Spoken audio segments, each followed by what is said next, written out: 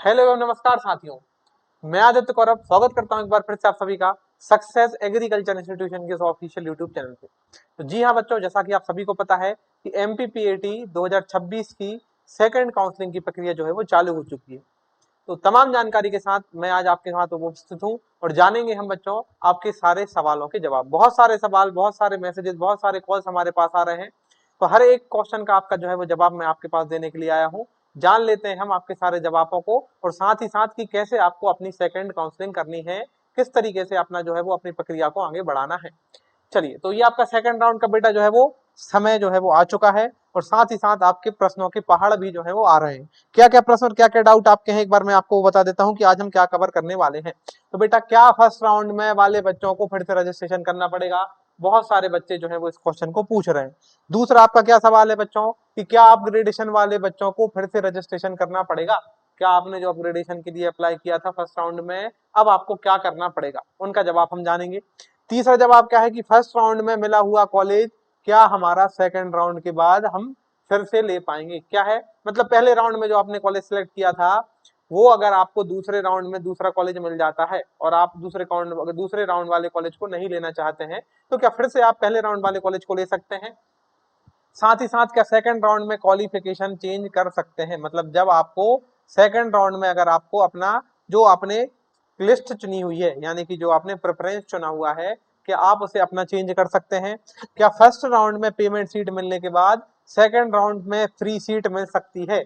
तो ये भी आपका जो है वो एक सवाल है जो आपके सवालों में से एक है। अगर फर्स्ट राउंड में कॉलेज नहीं मिला तो क्या दोबारा डॉक्यूमेंट वेरिफिकेशन कराने जाना पड़ेगा सेकंड राउंड में भाग लेने के लिए? मतलब अगर आपने सेकंड राउंड में जो है फर्स्ट राउंड में अप्लाई किया था, आपको कॉलेज नहीं मिला है, तो सेकंड राउंड में अगर आपको अप्लाई करना है तो आपको क्या फिर से डॉक्यूमेंट वेरिफिकेशन कराने जाना पड़ेगा? ये सवाल भी बहुत सारे बच्चों का है। और लास्ट सवाल क्या है, सेकंड राउंड में जो है वो प्रेफरेंस लिस्ट हम क्या रखें?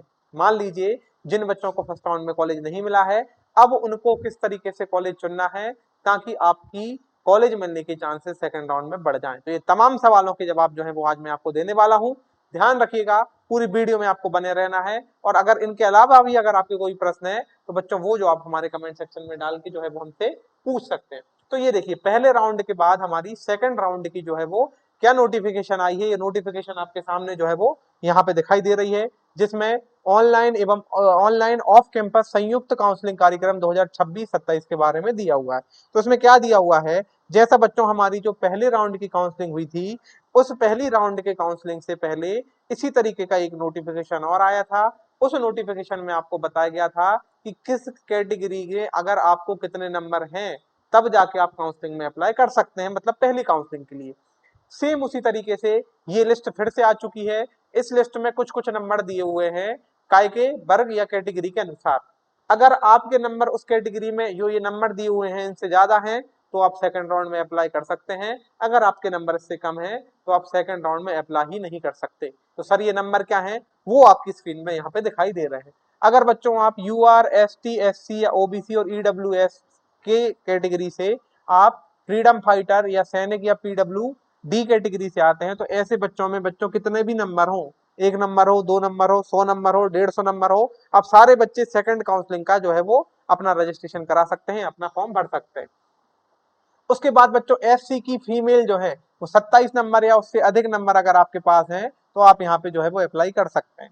अगर मैं बात करूं एससी कैटेगरी की कृषक वर्ग के लोग जो है वो 31 नंबर या उससे अधिक हैं, तो बीएससी एग्रीकल्चर, हॉर्टिकल्चर, फॉरेस्ट्री के लिए अप्लाई कर सकते हैं और बीटेक के लिए सारे बच्चे अवेलेबल है। अगर मैं बात करूं बच्चों ओबीसी की फीमेल के लिए, तो ऐसे बच्चे जो ओबीसी से बिलोंग करते हैं और उनके 27 नंबर या 27 नंबर से ऊपर हैं, तो अब जाके वो सेकंड राउंड के लिए अप्लाई कर सकते हैं।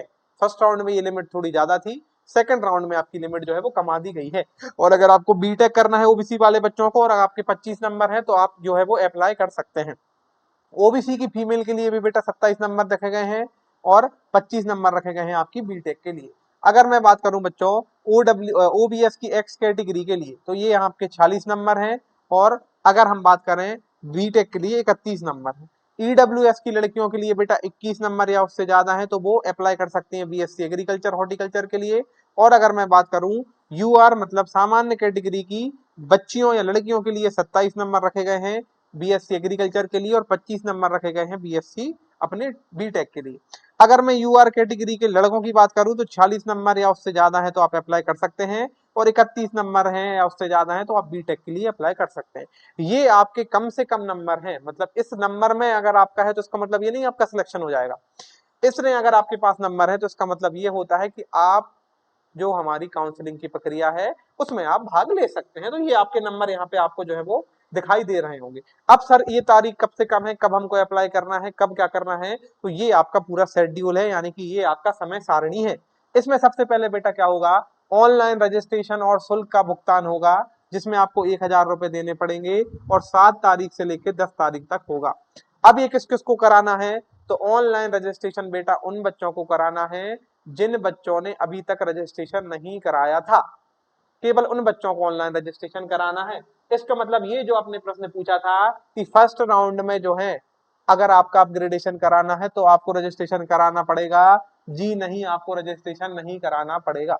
अगर आपको फर्स्ट राउंड वाले बच्चों को फिर से रजिस्ट्रेशन कराना पड़ेगा तो जी नहीं, आपको नहीं कराना पड़ेगा। दो प्रश्नों के जवाब आपके मैंने यहाँ पे दे दिए हैं। और जिन बच्चों ने अभी तक रजिस्ट्रेशन नहीं कराया था उन बच्चों को बेटा 7 तारीख से लेके 10 अगस्त के बीच में आपको रजिस्ट्रेशन करा लेना है। जिन्होंने अभी तक भूल गए थे या जिन्हों के डॉक्यूमेंट नहीं बने थे वो अब जाके वो अपना रजिस्ट्रेशन करा सकते हैं। इसके बाद रजिस्ट्रेशन कराने के बाद बेटा आपको 8 तारीख, 9 तारीख और 11 तारीख के दिन कॉलेज जाना है। वो कॉलेज जाके आपको अपने डॉक्यूमेंट लेके जाना है और वहां पे उनको चेक करवाना है, मतलब वेरिफिकेशन कराना है। वेरिफिकेशन जबकि आपके 11 तारीख तक खत्म हो जाएगा, फिर 12 तारीख को एक लिस्ट जारी होगी। उस लिस्ट में लिखा होगा कि किन किन बच्चों के डॉक्यूमेंट सही पाए गए हैं और किन किन बच्चों के डॉक्यूमेंट गलत पाए गए हैं। जिन बच्चों के सही डॉक्यूमेंट पाए जाएंगे उन बच्चों की लिस्ट में एक बार फिर से जारी होगी, और उस लिस्ट के जारी होने के बाद यानी कि 12 तारीख के बाद आपको जो है फिर से अपनी आईडी को लॉग इन करना है। और लॉग इन करने के बाद अब आपको डालना है कि आपको कौन कौन से कॉलेज में एडमिशन लेना है, मतलब आप कौन कौन से कॉलेज में एडमिशन लेना चाहते हैं। उससे मिलते हम बोलते हैं चॉइस फिलिंग। मतलब आपको 13 तारीख से लेके 14 तारीख के बीच में 50 रुपए देने हैं और आपको अपने विद्यालयों की चॉइस फिलिंग करनी है। क्या करनी है बेटा, चॉइस फिलिंग करनी है। ये कब तक चलेगा, ये 14 तारीख तक चलेगा। फिर 14 के बाद 15, 16, 17, 18, ये हमारे 15, 16, 17 तारीख में आपकी लिस्ट बनाई जाएगी और 18 तारीख को ये लिस्ट आपको दे दी जाएगी। अब इस लिस्ट में क्या क्या होगा, तो इस लिस्ट में बेटा ये जो लिस्ट हमारे पास आएगी इसमें उन बच्चों के नाम होंगे जिन बच्चों को कॉलेज मिल गया है। कौन सा कॉलेज, जो आपने भरा था, वो जो आपने लिस्ट बनाई थी, जो आपने ये काम किया था 14 से लेके 13, 14 तारीख को जो आपने लिस्ट बना के डाली थी, उनमें से आपको कौन सा कॉलेज मिला है और मिला है या नहीं मिला है, ये आपकी सूची 18 तारीख को आएगी, उसमें आपको पता चलेगा। और जिन बच्चों ने पहले राउंड में अपग्रेडेशन के लिए डाला था, मतलब जिन बच्चों ने अपना कॉलेज अपग्रेड कराया था, उन बच्चों का भी पता हमको 18 अगस्त 2026 को चलेगा।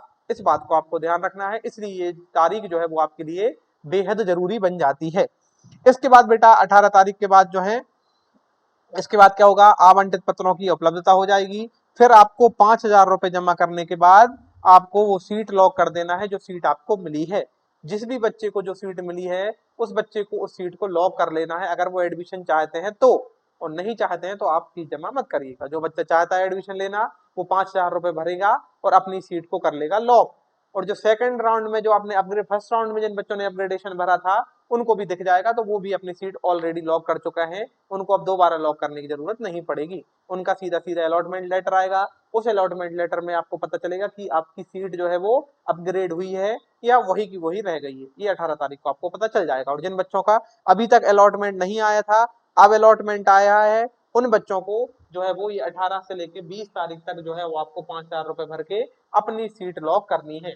इसके बाद बेटा आवंटित आपको अपने कॉलेजों में जाना है बची कुची फीस लेके, और 19 तारीख से लेके 21 अगस्त के बीच में आपको अपना एडमिशन ले लेना है। 19 तारीख से लेके 21 तारीख के बीच में आपको एडमिशन ले लेना है। और इसके बाद बेटा आपकी 24 अगस्त से जो है वो आपकी क्लासेस चालू हो जाएंगी। बीएससी एग्रीकल्चर का पहला साल का पहले सेमेस्टर की पहली क्लास ये आपकी 24 तारीख से जो है बेटा वो स्टार्ट हो जाएंगी। तो ये पूरी समय सारणी मैंने आपको एक एक करके समझा दी है, और कुछ कुछ आपके सवालों के जवाब आपको मिल चुके होंगे जो आपको मैंने यहाँ पे दे दिए। अब हम चलते हैं सर आगे, अब इसमें और क्या क्या होने वाला है। तो बेटा अब उन बच्चों की मैं बात करूंगा जिन बच्चों को अभी फर्स्ट काउंसलिंग में कॉलेज नहीं मिला है, जिन बच्चों को फर्स्ट कॉलेज में काउंसलिंग नहीं मिला है, या जो बच्चे जो हमारी फर्स्ट काउंसलिंग में कॉलेज मिला था उस कॉलेज से प्रसन्न नहीं है, वो अगर अपना अपग्रेडेशन कराना चाहते हैं तो उनको जो है वो फिर से पार्टिसिपेशन करना पड़ेगा, अपग्रेडेशन करवाना पड़ेगा।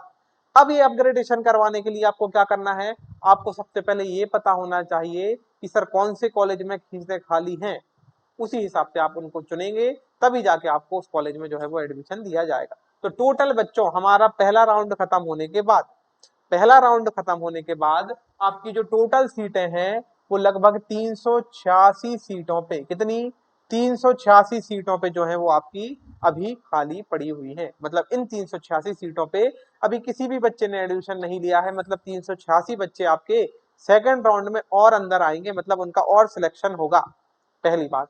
अब सर ऐसे बच्चे जिन्होंने अपग्रेडेशन के लिए डाला था, मान लीजिए कि पहले राउंड में जिन बच्चों को कॉलेज मिला उनमें से कई बच्चों ने अपना अपग्रेडेशन के लिए जो है वो फॉर्म भरा है या अपग्रेडेशन को सिलेक्ट किया है, तो उन बच्चों को अगर अपग्रेडेशन में अच्छा कॉलेज नहीं मिलेगा, अगर वो कॉलेज को नहीं लेंगे, तब भी जाके ये सीट जो है वो आपकी और बढ़ जाएंगी।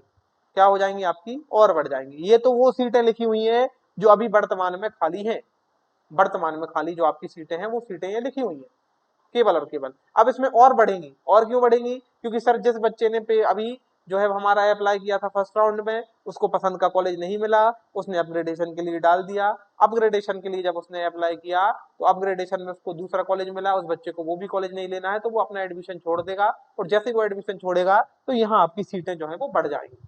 अब जिस बच्चे को बेटा, ये अपग्रेडेशन वाले की बात हो गई, अगर मैं बात करूं कि ऐसे बच्चे जिनको फर्स्ट राउंड में कॉलेज मिला ही नहीं, वो क्या करेंगे, तो वो अब फिर से अपनी चॉइस फिलिंग करेंगे। आप चॉइस फिलिंग कर सकते हैं, आप रजिस्ट्रेशन आप पहले कर चुके हैं, अब आपको रजिस्ट्रेशन करने की जरूरत नहीं है, अब आपको 1,000 रुपए भरने की जरूरत नहीं है, आप सीधा जाइए, सीधा जाके अपनी आईडी को खोलिए, आईडी को खोलने के बाद मैं जो यहाँ पे बता रहा हूँ उसको ध्यान से सुनिए और उसी हिसाब से आपको अपना सेलेक्ट करना है। अब मान लीजिए बेटा आप जो है, आप मान लीजिए जो है बेटा एक कैटेगरी मान लेते हैं कि आप जो है वो यूआर की, यूआर मतलब सामान्य वर्ग की फीमेल कैटेगरी से बिलोंग करते हैं, मतलब कोई लड़की है या कोई बच्ची है जो यूआर कैटेगरी की फीमेल है, उसको फर्स्ट राउंड में कॉलेज नहीं मिला था, उसको क्या नहीं मिला था बेटा, फर्स्ट राउंड में कॉलेज नहीं मिला था, या ये बच्ची सेकंड राउंड में नया अप्लाई कर रही है, दोनों कंडीशन बन सकती है। यूआर की फीमेल है, इसको फर्स्ट राउंड में या तो कॉलेज नहीं मिला था, या फिर ये जो सेकंड राउंड के लिए नया अप्लाई कर रही है।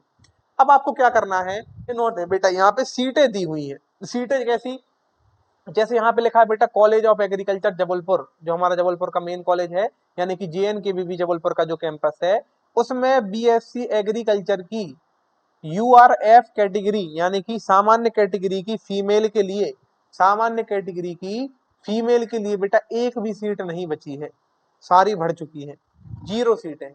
इसका मतलब अगर आप यूआर कैटेगरी की फीमेल हैं या आप यूआर कैटेगरी की जो है वो छात्रा हैं और आपको अपना सिलेक्शन करना है या आपको अपना कॉलेज चॉइस करना है, तो वहां पे आप JNKVB मत डालिएगा।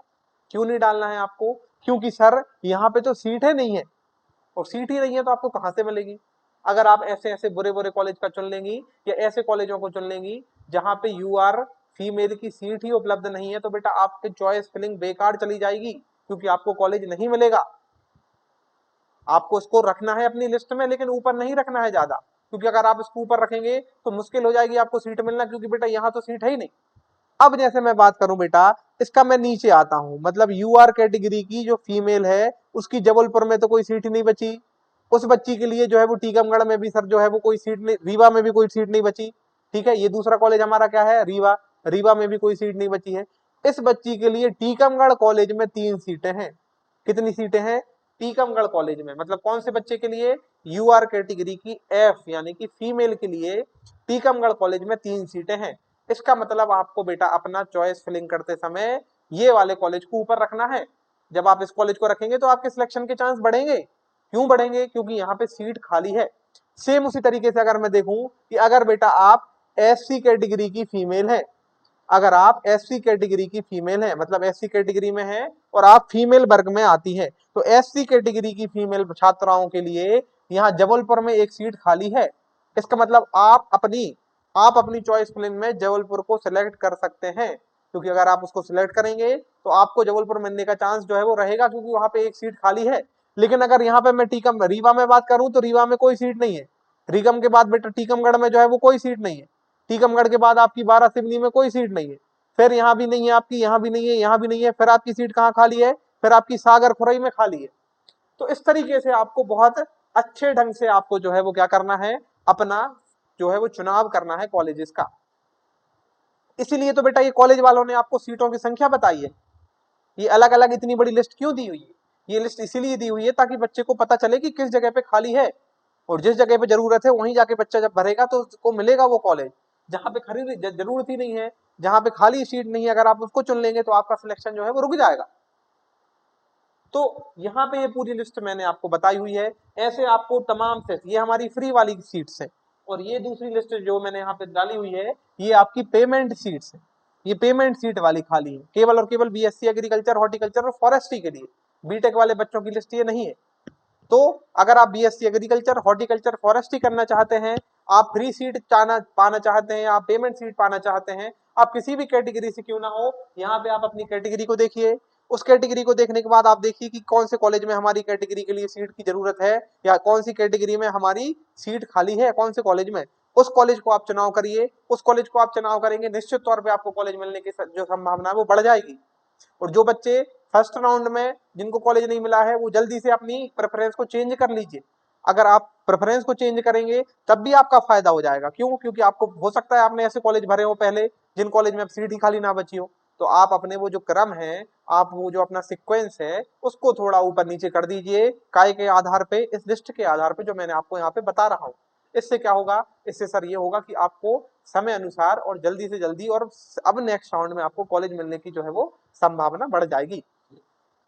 इसके साथ साथ बेटा अगर मैं बात करूं कि सर पहले राउंड में किस किस बच्चे को कॉलेज मिले थे, ताकि आपको एक मोटा मोटा अंदाजा रहे कि सर हमको अब मिलेगा कॉलेज या हम जाके अपनी तैयारी फिर से चालू कर दें।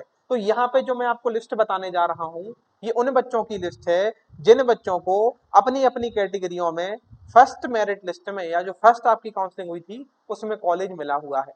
कैसे हम इसको पढ़ेंगे? इसको हम पढ़ेंगे, ये केवल और केवल बेटा फ्री सीट वाली है। याद रखिएगा, ये केवल और केवल जो बच्चों को फ्री सीट्स मिली हुई हैं उन बच्चों की है। जिन बच्चों को फ्री सीट्स मिली हुई हैं उन बच्चों की लिस्ट है। जैसे बेटा आप बात करें यू आर ओपन कैटेगरी में, यू आर ओपन कैटेगरी में जो आखिरी बच्चा गया था पहली लिस्ट में या पहली काउंसलिंग में, उस बच्चे की रैंक 200-713 नंबर पे थी, और वो हमारी ओबीसी कैटेगरी का बच्चा था। इसके नंबर थे बेटा कितने? 65 नंबर, और इसकी रैंक थी 1012, और इसको JNKVB का हॉर्टिकल्चर रैली मिला हुआ है, और बीएससी ऑनर्स हॉर्टिकल्चर इसको जो है वो आवंटित हुआ है। तो यूआर ओपन कैटेगरी से जो आखिरी बच्चा सिलेक्ट हुआ है वो हॉर्टिकल्चर कॉलेज में गया है। हॉर्टिकल्चर में उसके नंबर कितने हैं? 65 नंबर है। तो अब इसके नीचे जो नंबर है, जो 65 के नीचे नंबर है, और जो हमारी यूआर ओपन कैटेगरी से जुड़ते हैं, उनका चांसेस अब हमारे सेकंड राउंड में बढ़ जाएगा। उनका चांसेस, मान लीजिए जो 63 नंबर वाला है, जो 64 नंबर वाला है, इन बच्चों के चांसेस ज्यादा है। सेम अगर उसी प्रकार से मैं बात करूं, तो अगर मैं बात करूं बेटा कि कोई बच्चा जो है वो हमारा ओबीसी की फीमेल है, ओबीसी की लड़की जो है हमारी, उसको 63 नंबर पे कॉलेज मिला है, और इसकी रैंक कितनी थी? 1145। मतलब जो पहली काउंसलिंग की जो लिस्ट आई थी उस लिस्ट में जो बच्चे की रैंक 1145 भी थी और उसके नंबर 63 नंबर थे, उसको JNKVB का हॉर्टिकल्चर कॉलेज मिला हुआ है, बीएससी हॉर्टिकल्चर के लिए इसको मिला है। इसका मतलब अगर आप ओबीसी की फीमेल हैं और आपके नंबर 60, 61, 62, 63, 64 इस कैटेगरी में है, तो आपको अब जो है वो कॉलेज मिलने की संभावना बनती है। क्यों बनती है? क्योंकि सर इसका सिलेक्शन जो आखिरी वाला बच्चा था हमारी पहली लिस्ट का, वो 63 नंबर पे था। अब इसके नीचे वाले बच्चों का जो है वो चांसेस बढ़ जाएगा।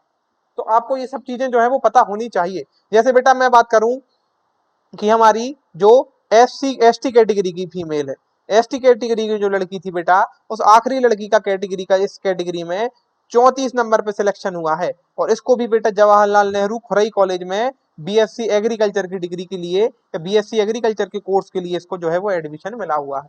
तो यहाँ पे आपको अलग अलग सीरीज या अलग अलग कैटेगरी वाइज, यहाँ पे मैंने सारी कैटेगरी बना दी है ताकि आपको कंफ्यूजन ना हो।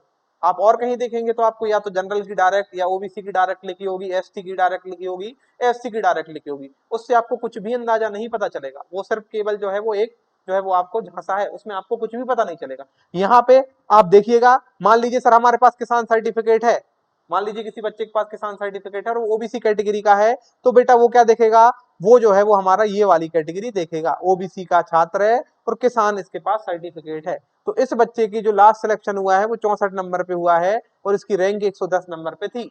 110 वाले नंबर पे जो बच्चा था उसका आखिरी सिलेक्शन हुआ था पहली लिस्ट में या पहली मेरिट जो हमारी हुई थी, पहली काउंसलिंग।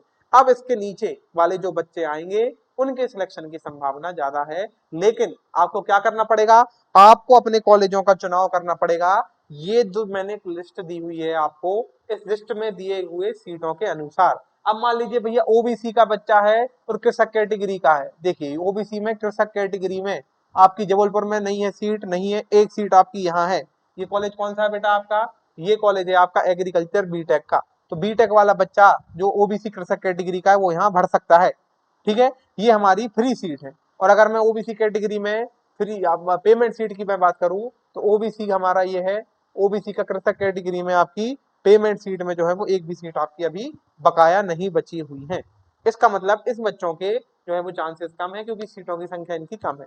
अब इनको चांसेस कब बढ़ेंगे, इनको चांसेस जब बढ़ेंगे जिन बच्चों ने अपग्रेडेशन के लिए कराया, लगभग लगभग 550 बच्चों ने, कितने बच्चों ने बेटा, लगभग लगभग 550 बच्चों ने, लगभग लगभग 550 बच्चों ने जिनको फर्स्ट राउंड में कॉलेज मिल गया था, जिनको फर्स्ट राउंड में कॉलेज अलॉट हो गया था, उन 500 बच्चों ने जो है वो क्या कराया है अपना, उन बच्चों ने अपना अपग्रेडेशन क्या कराया बेटा, अपग्रेडेशन के लिए उन्होंने अप्लाई किया है सेकंड राउंड में।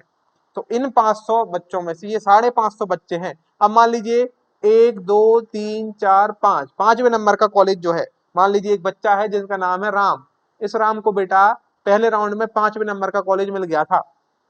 अब क्या होगा, ये जो 5वें नंबर का इसको कॉलेज मिला, तो ये अब मान लीजिए इसको सेकंड राउंड में चौथे नंबर का कॉलेज मिल गया अपग्रेड होके, तो ये जो 5वें नंबर की सीट है ये खाली हो जाएगी। और ये जब सीट खाली होगी तो यहाँ पे हमारा नया बच्चा, या तो नया बच्चा आ जाएगा, या जिस बच्चे को इसके नीचे वाला कॉलेज मिला था मान लीजिए 6वें नंबर का, या ये सीट उसको दे दी जाएगी। तो ये हमारी जो है ये हमारी अपग्रेडेशन वाली सीटें हैं और ये भी हमारी लगभग 550 सीटें हैं। यहाँ से भी आपकी सीट खाली हो सकती है अगर बच्चा दिए हुए अपग्रेडेड कॉलेज में एडमिशन ना ले। अपग्रेडेड कॉलेज में अगर एडमिशन नहीं लेगा तो यहाँ पे भी उसकी संभावना जो है वो बढ़ जाएगी। अब सेकंड राउंड में सर कौन कौन अप्लाई कर सकते हैं, तो पहले राउंड में जिन बच्चों को सीट मिल गई थी और उन्होंने दूसरे राउंड में अपग्रेड किया है, वो अपने सेकंड राउंड की लिस्ट में वो उनका नाम आएगा। दूसरा, जो सेकंड राउंड में जो नए बच्चे हैं या जिन्होंने नया रजिस्ट्रेशन कराया है वो भी इसमें एलिजिबल है। तीसरा, जो पहले राउंड में जिन्होंने रजिस्ट्रेशन कराया था और पहले राउंड में जो है वो सत्यापन करा लिया था, मतलब रजिस्ट्रेशन भी कराया था, उन्होंने अपना वेरिफिकेशन भी कराया था, लेकिन उनका अलॉटमेंट नहीं हुआ था, वो बच्चे भी हमारे जो है इसमें एलिजिबल रहेंगे। प्रथम चरण में सीट आवंटित हुई लेकिन प्रथम चरण में एडमिशन नहीं लिया, मतलब पहले राउंड में आपको सीट मिल गई थी, ना आपने अपग्रेडेशन कराया, ना आपने अपनी सीट लॉक करी, ना आपने 5,000 रुपए जमा किए, तो आप अब इसमें पार्टिसिपेट नहीं कर पाएंगे। फिर अभ्यर्थी द्वारा प्रथम चरण में आवंटित सीट को निरस्त कर दिया गया। ऐसे बच्चे जिन्होंने पहले जो सीट मिली थी फर्स्ट राउंड में उसको लेने से मना कर दिया, अब उनका भी सेकंड राउंड में वो बाहर हो चुके हैं। और प्रथम चरण में जो प्रवेश ले चुके हैं ऐसे बच्चे जिनने एक बार किसी कॉलेज में एडमिशन ले लिया फर्स्ट राउंड में, अब वो सेकंड राउंड में उनको एलिजिबल नहीं है, अब वो सेकंड राउंड में जो है वो नहीं जो है वो अपना पार्टिसिपेट कर पाएंगे। तो ये हमारी सेकंड राउंड से जुड़ी हुई तमाम जानकारियां जो है वो मैंने आपके सामने जो है वो यहाँ पे प्रेषित की हुई है। बाकी ऐसे बच्चे जिनका किसी भी प्रकार का डाउट होता है वो जो है वो हमारे कमेंट सेक्शन में लिख के अपना जो है वो सवाल पूछ सकते हैं। उसके साथ साथ ऐसे बच्चे जो हमारा नए यानी कि MPPAT 2027 की तैयारी करना चाहते हैं, वो किसी भी माध्यम से जुड़ के हमारे साथ अपनी जो है वो एक सटीक और एक सुदृढ़ और एक सही दिशा में जो है वो अपनी तैयारी कर सकते हैं। हमारे आगामी बैच जो है वो स्टार्ट होने वाले हैं, तो जल्द से जल्द जो है आप अपना एडमिशन लीजिए और अपनी तैयारी को पुख्ता कीजिए। जिन बच्चों के कम नंबर आए थे तो उनको जो है वो अब इस प्रक्रिया में भाग नहीं लेना है, क्योंकि इस बार माइनस मार्किंग भी है और सीटों की संख्या भी कम बची हुई है, तो ज्यादा आपकी कट ऑफ नहीं कमने वाली। पहले राउंड की कट ऑफ और दूसरे राउंड की कट ऑफ में ज्यादा अंतर नहीं आएगा जितना हर सालों में आता था, क्योंकि इस बार जो है वो बहुत ज्यादा कंपटीशन हुआ है, क्योंकि नंबर बहुत कम कम आए हैं और कम कम नंबर जो है वो भीड़ इकट्ठी बढ़ चुकी है। तो इसलिए आप चाहें तो समय को जाया ना करते हुए अपनी तैयारी को आगे बढ़ाएं, अपनी तैयारी को एक नई दिशा दें। हमारे साथ जुड़िए। हम ना केवल आपकी पढ़ाई में बल्कि आपकी काउंसलिंग में, आपको कॉलेज दिलवाने में और समय समय पे आपकी हर एक समस्याओं का जो है वो समाधान करते रहेंगे। मिलते हैं बच्चों अगली वीडियो में कुछ नई जानकारी के साथ। तब तक के लिए धन्यवाद।